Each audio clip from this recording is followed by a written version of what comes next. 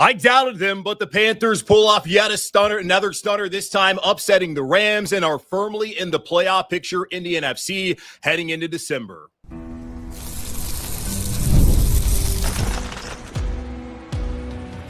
You are Locked On Panthers, your daily Carolina Panthers podcast. Part of the Locked On Podcast Network, your team every day.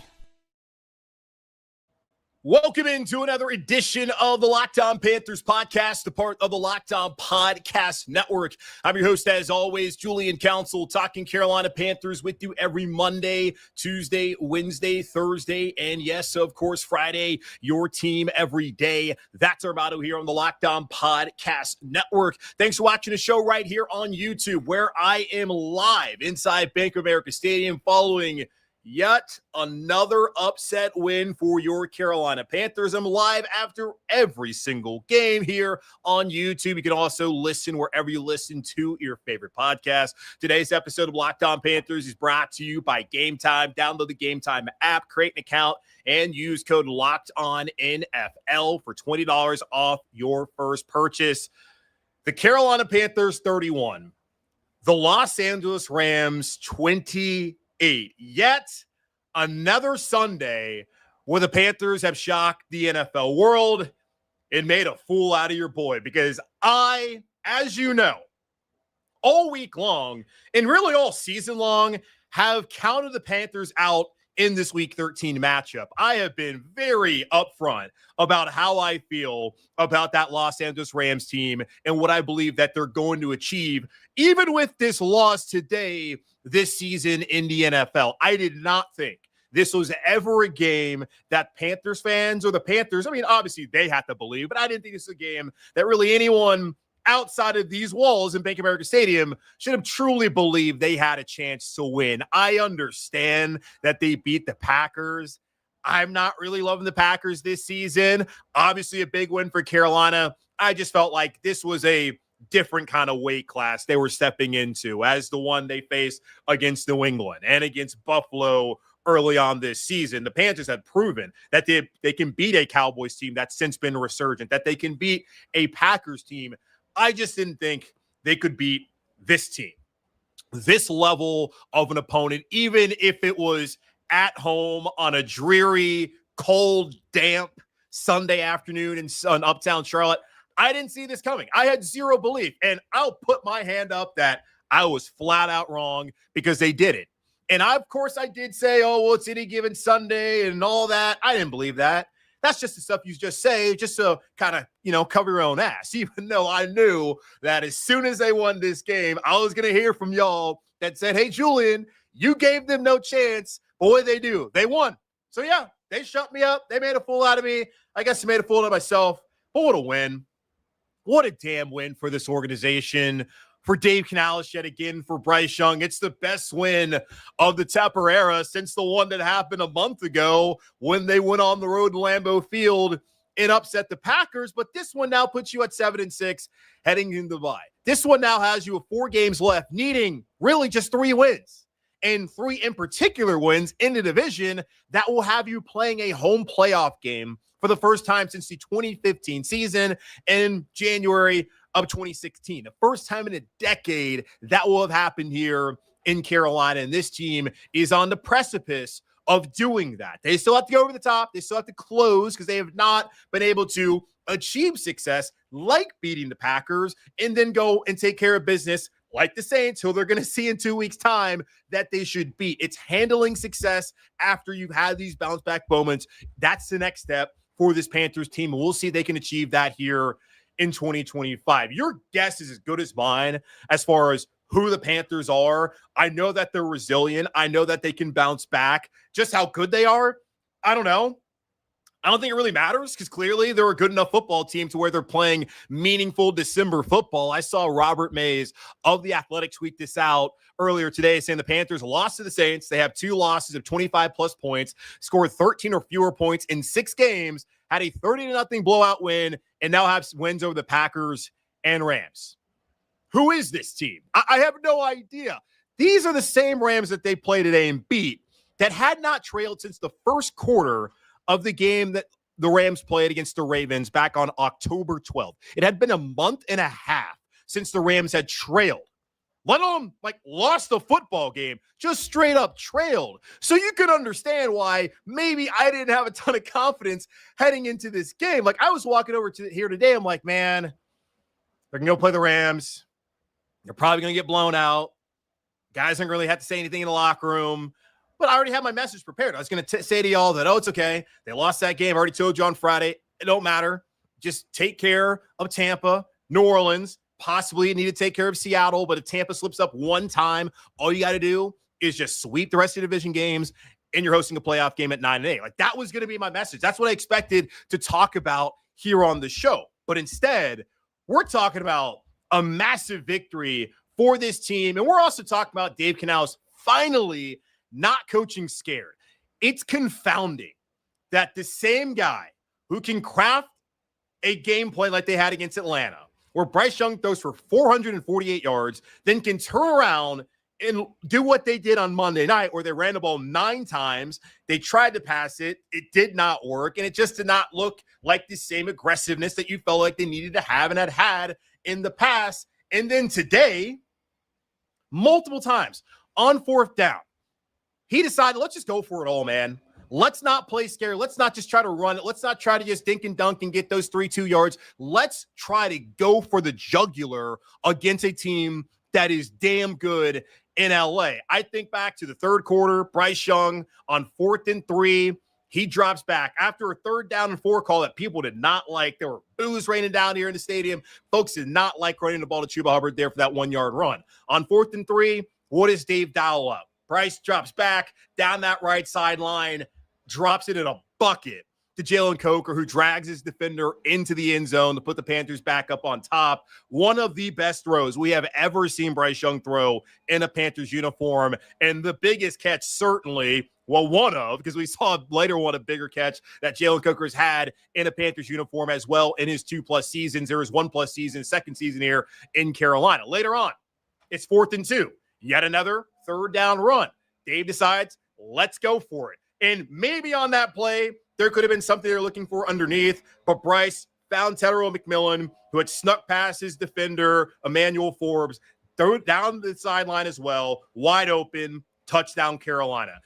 How often have we seen this year on those 4th down calls, they're just looking to be sneaky, get something, and only get about 3, 4, 5 yards. That's all they need. How often have we seen them take shots down the field on a 1st down, on a 2nd down, let alone on a 4th and 2 and a 4th and 3? I give Dave a lot of credit. And he said that those 3rd down runs that people may not have liked actually set them up to be aggressive in those moments. He also said who you play matters. And knowing that it's the Rams, they're 9-2, they have not trailed in a month and a half, we got to be aggressive. And they were aggressive on 4th and 2. Bryce Young, give him a ton of credit as well. 15 of 20, 206 yards, 3 touchdowns. He now has 5 game-winning drives this season and 11 game-winning drives since he entered into the league. That's more than Patrick Mahomes, who has 10, more than Josh Allen, who has 9, and also more than Jalen Hurts, who maybe I shouldn't put them in the category as Mahomes and Allen, but he also has 9.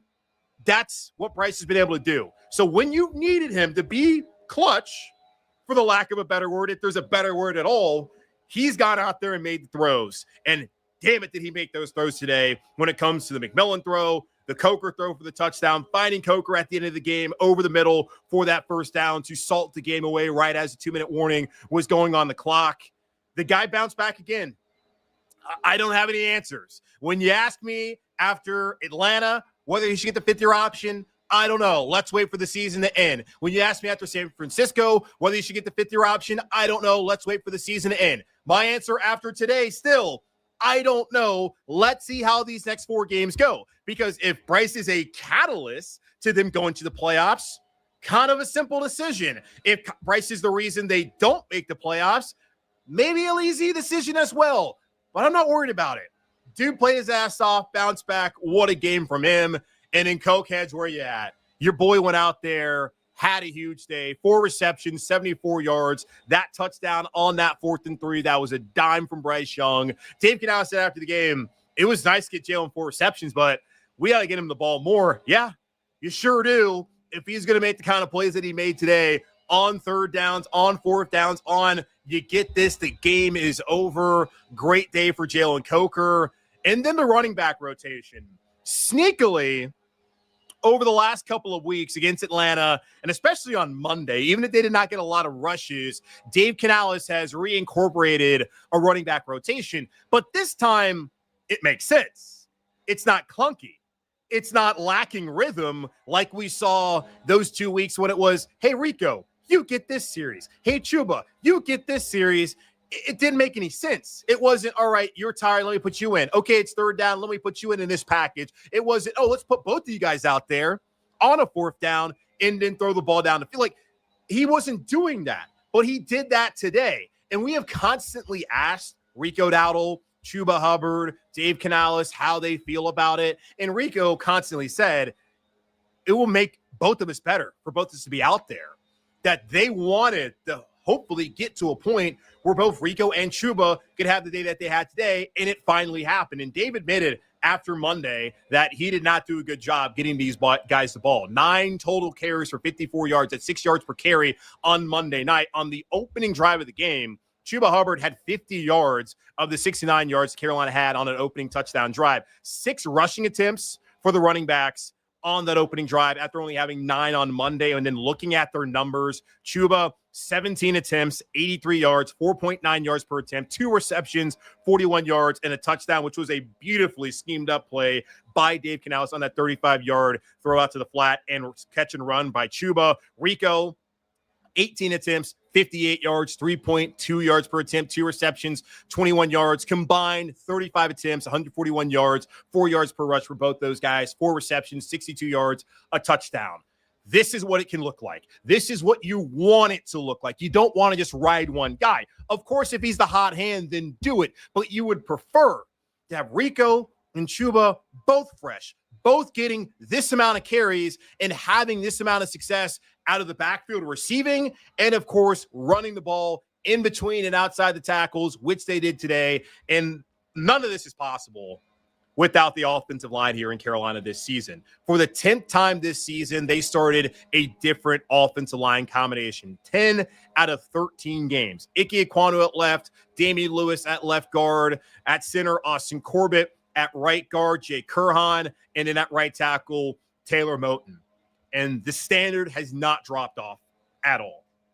They have played to that standard. It's been next guy up. And the relationship those guys have is so tight, that bond. And I asked Austin Corbett about it, man. And he couldn't shy away from just how special this group has been, that they have been able to play to a certain standard. So you're not 7-6.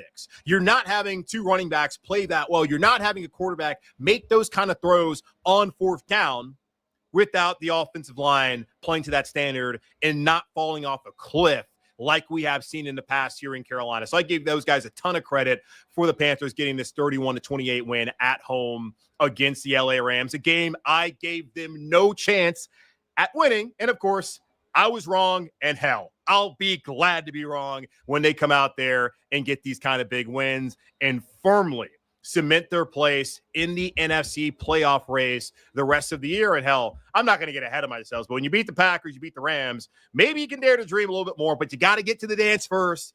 And they're right there on the cusp of doing so, heading into the bye week with 4 games left here in 2025. Derrick Brown, what a moment, what a game for one of the Panthers leaders. We'll talk about that here in just a moment on Locked on Panthers.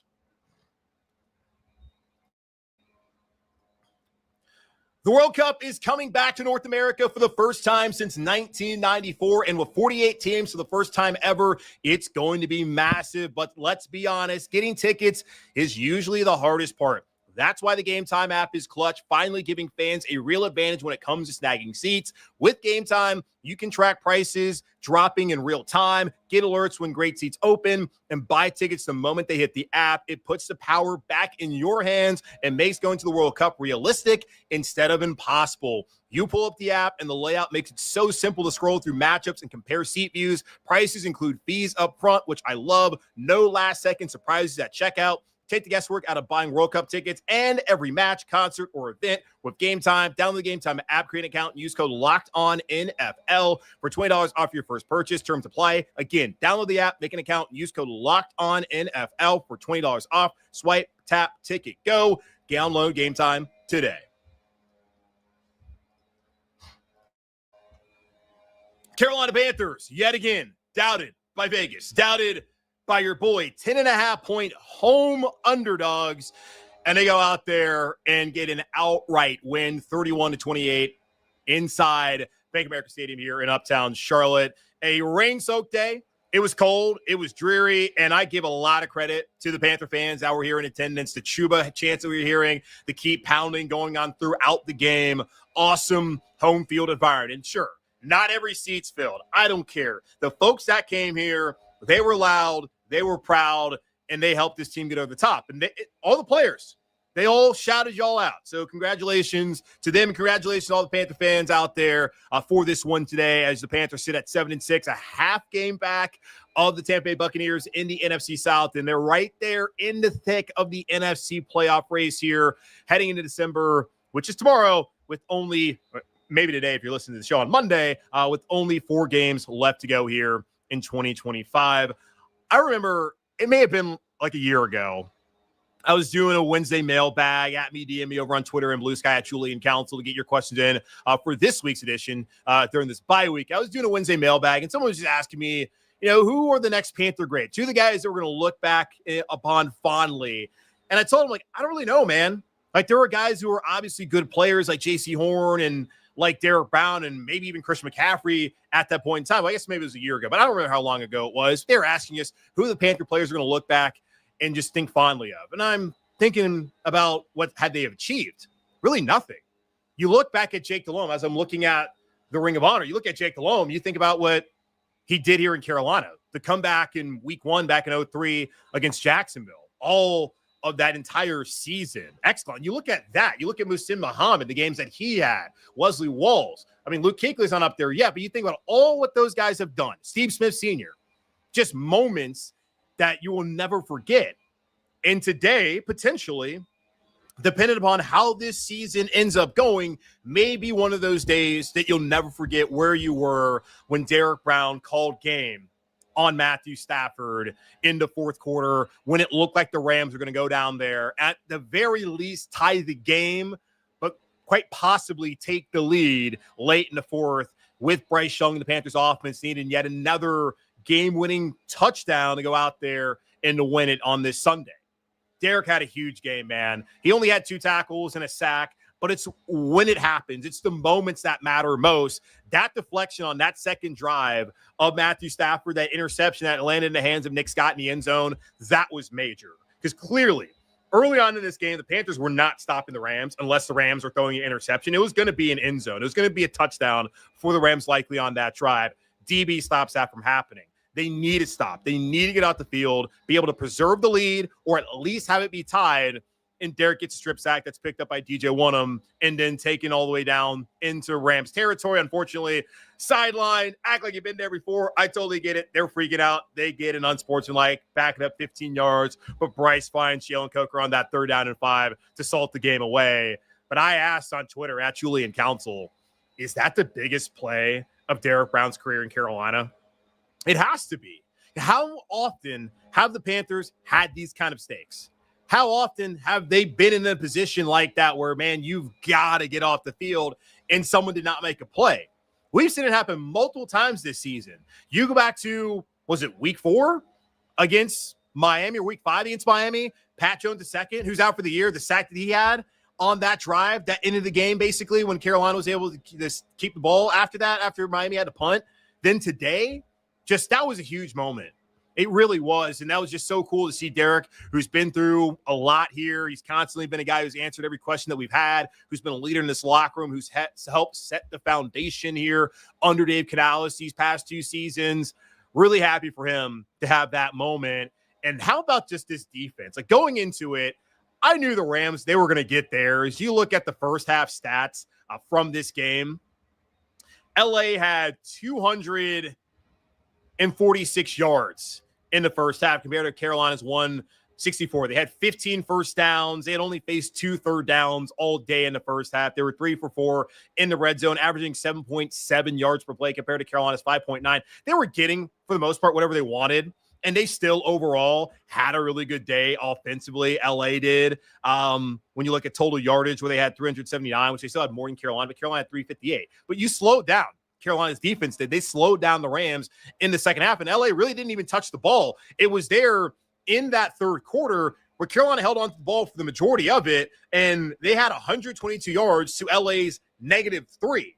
That was just big for the Panthers to get off the field, finally force that punt, and then for the Panthers offense to hold on to the ball, to get down there, score, and really keep Matthew Stafford, the MVP favorite, which may not be the case after today, keep him and this Rams offense off the field. And hell, Devontae Adams, he did the damn thing again today. The catch that Puka Nacua had, my God, what else are you supposed to do? That guy's insane. But to win this game without J.C. Horn in the secondary, leaning on Shaw Smith-Wade, leaning on Lathan Ransom, who had a big sack that was called up by Ejiro Evero in that first half as well, to be able to make it through with that collection, Chris Barnes having to start today in place of the injured Christian Roseboom and Claude Sherlis also being out with concussion in the protocol. That is one of the, I don't know what the better defensive efforts, but that's one that you look at and you really got to tip your cap to what Ejiro Evero was able to do. And all those guys who needed to step up. We talked about this on Friday, the keys to victory. It came down to dudes stepping up, and I felt like that happened defensively today. And they've just become a takeaway machine here over the last 2 games. When you look at the 3 interceptions they had on Monday, then the interception there by Nick Scott, that's really credit to Derrick Brown on the deflection. Mike Jackson finally getting a pick 6. I think back to the game against Atlanta, had Nick Scorton just blocked for him, it would have been a pick 6. The one against Green Bay, Mike talked about he went to the jugs machine after that. He dropped what maybe could have been a pick 6 there at Lambeau. Finally gets that pick 6. Dave Canales so happy for him. Going back to the time with the Rams, he had never seen Mike have that moment. So Mike to get that pick, which gave Carolina the first lead anyone had against the Rams since, again, the first quarter of their game back on October 12th against the Ravens. That was a huge play because you looked at it, aside from obviously the turnovers, it wasn't like they were doing a great job stopping the Rams. The Rams moved the ball for the most part at will. Only 1 punt today. It was just the 3 turnovers that they forced. They're at midfield, 2 in the red zone. That were the difference in today's game. So a ton of credit to this defense for them going out there, getting takeaways. Carolina winning the turnover battle 3-0, which was another key. And the Rams had 8 drives. 8 true drives. They had 9 technically when you look at that one at the end of the half, right before halftime rather. They had 8 true drives, 4 touchdowns, a punt, and then you have 3 turnovers. And in the second half, it's punt, it's a touchdown, it's a fumble. That was it for LA in the second half. So this Panthers defense, when they have needed stops this season against Miami, against Dallas, today, they've made it happen. They have been vastly improved from what we saw a year ago. And certainly Blake Corum had a good day. Stafford, who had thrown apparently 28 straight touchdowns, which was an NFL record until that, without an interception, that is, until that interception to Nick Scott. Like, he still was fairly solid, but those 2 turnovers, the 3 turnovers he had were backbreakers for LA. That's a good team. And Carolina, their defense, they bent, but they did not break when it mattered most. Great day for Derrick Brown and for all those guys who stepped up defensively, and Ejiro Evero, their DC, of course, in this 31-28 win. Our future is in our hands. That's what Austin Corbett told me in the locker room following this game, as Carolina sits at 7-6 heading into the final 4 games of the season, where they can be division champions for the first time in a decade. We'll talk about it here in just a moment on Locked on Panthers. This episode is brought to you by PrizePicks. The holiday season is one of the best times for sports, bowl games, big basketball matchups, playoff pushes. It's all happening at once. And while we're all making choices every day, one of the most fun places to make the right call is PrizePicks. PrizePicks is the easiest way to get in on daily fantasy. Just pick more or less on at least 2 player projections, lock in your lineup, and you're in the game. It's simple, fast, and available in 45 states, including California, Texas, North and South Carolina. PrizePicks has added an extra layer of excitement to the holiday sports schedule. Creating a lineup takes less than a minute, and the app makes the whole process smooth and intuitive. Deposits and withdrawals are quick and easy, which keeps everything flowing. Download the PrizePicks app today and use code LOCKEDONNFL to get $50 in lineups after you play your first $5 lineup. That's code LOCKEDONNFL to get $50 in lineups after you play your first $5 lineup. PrizePicks, it's good to be right.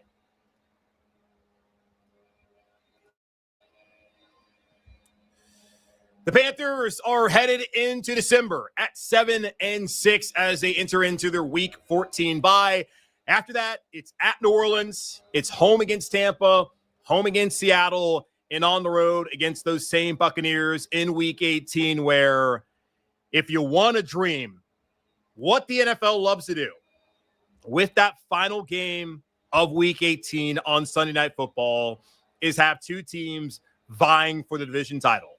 And I'm looking at the rest of the NFL right now. It's certainly possible that it could happen in the NFC North. I don't know who's playing in Week 18 there. I guess let me go ahead and look at the Week 18 schedule to go ahead and get ahead of myself and see who will be there. Saints, Falcons, that's not going to be a game. Jets, Bills won't be there. Lions, Bears could possibly be there. You look at Chargers, Broncos, possibly. Colts, Texans could be a possible game. Rams, Cardinals, no. Packers, Vikings, no. Dolphins, Pats, no. So you're looking at Seattle and the 49ers, the Ravens, Steelers, which probably that's the leader in the clubhouse be on NBC Sunday Night Football. We look at the schedule coming out every single May, and people look at how many primetime games the Panthers have. Thursday Night Football, I don't look at that as primetime. I look at that as something you never want to be a part of. You never want to play on a short week and have your guys sore. It's an abomination. Playing on Monday night, you'll take it, especially like we had on this past Monday, where it's an important game against two teams in the playoff race.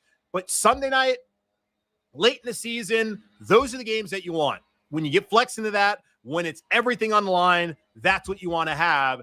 And quite possibly, looking at Carolina at 7-6 and Tampa at 7-5, it could be that way once we get to Week 18 down there in Tampa Bay. And I would love to see that happen for this Panthers team. And I was talking to a couple guys in the locker room who all had the same sentiment. Austin Corbett said, our future is in our hands. Chuba Hubbard talked about it's right there for us to take. Ike Ekwonu, Charlotte guy, said when he came here, what he wanted to do was change the narrative for this team in this city and in this league. And here they are. And it's not like it's the first time for some of these guys.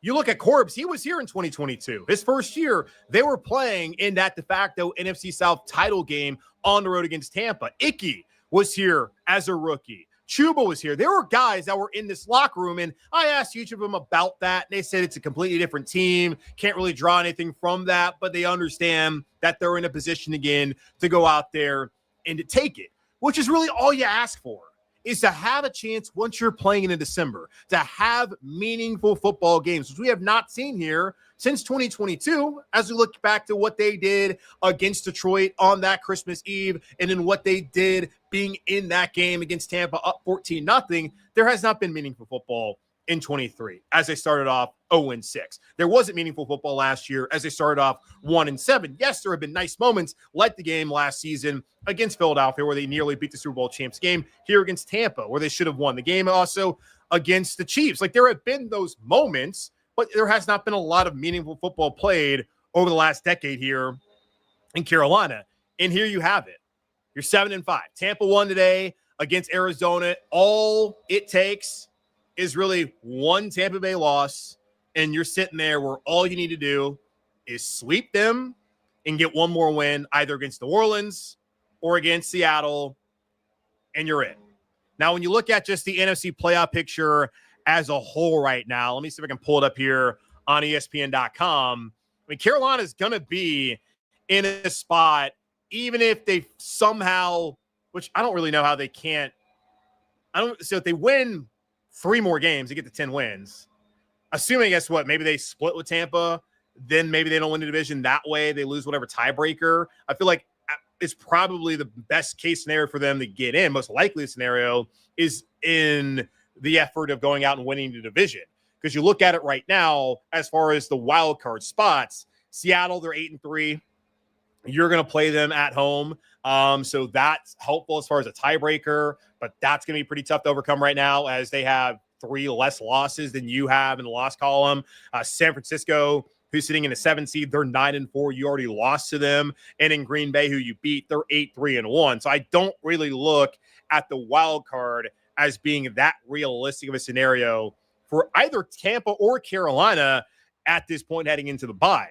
Because to get to the wild card, you're probably going to need to be, I mean, Detroit's 7-5 right now. They can't lose another game. The Lions can't. You're going to need to be 12-5, which is not on the table for Carolina. I don't think 11-6 gets it done. So 12-5 at minimum, it feels like in the NFC this year is what you got to get. So the only way for the Panthers, at least in my opinion, maybe 11-6 is good enough, which would require obviously to win the rest of their games, which they very well could do. If you can beat the Rams, you can beat the Packers, you can find a way to beat Tampa, who's not played good football in over a month. You can beat Sam Darnold when they're going to be trying to win the division and you get late in the season. We know how that goes. And then New Orleans, he already lost you, but you cannot come out of the bye and not beat them. It's right there for the taking. It is. Like I talk about points of times, let's not use the P word. When you beat teams like Green Bay, it's kind of hard not to do it. When you're sitting there on a Monday night against San Francisco after what Bryce did, like it's hard not to talk about it. Like now you can't shy away from it because you're right in it. You're right there. And like, there's really no margin for error. And I asked Austin about that. Like, this is a team that started off 0-2, and they have not lost back-to-back games since then, which awesome to see it. And hopefully it does not happen. Hopefully I didn't jinx them in the final 4 games of the season, but they were 0-2. Then they get the win against Atlanta. They get blown out against the Patriots. Then you have the 17-0 deficit against Miami. You come back and win that game. You beat Dallas. You win against the Jets. You get blown out by Buffalo. Then you go and do something we didn't think it was going to happen, and they win at Lambeau, and you lose to the damn Saints. And you go out there, you beat Atlanta in overtime, you lose on Monday night, and then you do this. You beat who I think is the best team in the NFL and will likely be, in my opinion, the Super Bowl champions here in this 2025 season of the NFL. Of course, if it's not the Carolina Panthers, who've already beat them. This is not a time where they can go right back and not handle success. Austin said, we can't do the whole you win this game, lose that. They can't do that anymore, he said. It's time for them to finally just buckle up, keep that focus, and stack another good performance top of this one. And you have the bye to get healthy, and they need it. They've had guys on the offensive line like Robert Hunt, who has not played, and Dave Canales did tell us, I'll ask him about this tomorrow. On Monday, I'll ask him, hey, you told us not too long ago that Robert Hunt, potentially the bye could be a point in time he could come back. I'll ask about that. Maybe get Robert Hunt back. There's been guys defensively like J.C. Horn didn't play in this game that you'll get back. Of course, Javon Berg, you get him back from suspension. So they're going to get some of those guys back, potentially get healthier. They certainly need it after you haven't had a break, if you think about it, since training camp started at the end of July. And you look at the schedule back in May and you see, oh man, until week 14 to a bye, you don't love it, but you're here at this point in time at 7-6, right in the thick of things. Now you can get healthy, potentially be right there tied for the division lead, depending on how things play out next week. When Atlanta, I think Tampa plays Atlanta. When Tampa plays next Sunday, let me go and look. Who see Tampa plays next week? If it's working, not working, okay. So look, that's what you want to do. You want to be where you're at in this spot right now with the chance to be a playoff team. And all you need is to go win against New Orleans, win against Tampa, and maybe beat Tampa again. Those 3 wins and get you the 10, that may be enough. Beating Seattle in week 17 may not matter as far as winning the division title, but I'm excited. This team has not been boring. Yeah, there's been plenty of moments where you're like, what the hell is going on? And today is kind of like that. Even when it's a positive, you're like, what is this team? But you're in it, guys. So everybody celebrate it. I hope you had a great holiday weekend. Good luck going back to work on Monday. I know I'm not necessarily looking forward to it, but still, it's been a while. It's been a while since we could sit here in this city, my hometown, and really dare to dream about what the Carolina Panthers season could end up being. So here you are, 7-6. 4 more left to go. Bye week to get healthy. Let's see what happens. I've had fun. I hope you guys have too. And I appreciate everybody who's joined me here live today. That's going to wrap up this edition of the Locked On Panthers podcast, part of Locked On Podcast Network, hosted by yours truly, Julian Council. Again, y'all subscribe or follow the show free over on YouTube or wherever you listen to your favorite podcast. And be sure to follow me, Julian Council, over on Twitter and Blue Sky at Julian Council. I'll be back with y'all on Wednesday, answering your weekly Wednesday mailbag questions. In the meantime, be safe, be happy, be whole. As always, keep pounding, and I'll be back with y'all on Tuesday, reacting to what Dave Canales had to say after watching the film of the Panthers' 31-28 win against the Rams. Talk about the good, the bad, and the ugly. And, of course, reviewing those 3 keys of victory that the Panthers successfully were able to achieve. All that and more coming up on Tuesday here on Locked On Panthers.